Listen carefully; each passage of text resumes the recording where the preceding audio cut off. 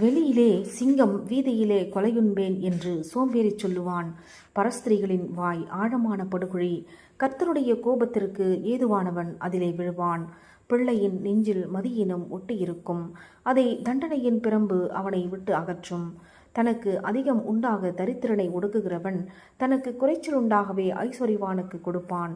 உன் செவியை சாய்த்து ஞானிகளுடைய வார்த்தைகளை கேட்டு என் போதகத்தை உன் இருதயத்தில் வை. அவைகளை உன் உள்ளத்தில் காத்து அவைகளை உன் உதடுகளை நிலைத்திருக்க பண்ணும்போது அது இன்பமாயிருக்கும்.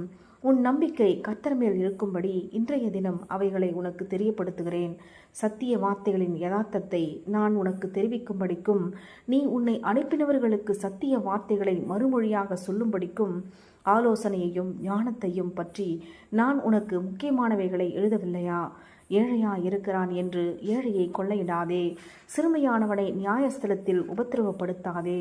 கர்த்தர் அவர்களுக்காக வழக்காடி அவர்களை கொள்ளையிடுகிறவர்களுடைய பிராணனை கொள்ளையிடுவார். கோபக்காரனுக்கு தோழனாகாதே.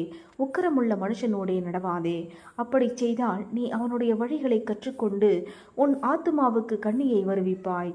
கையடித்து உடன்பட்டு கடனுக்காக பிணைப்படுகிறவர்களில் ஒருவனாகாதே.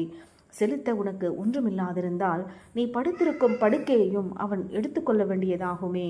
உன் பிதாக்கள் நாட்டின பூர்வ எல்லைக்குறியை மாற்றாதே.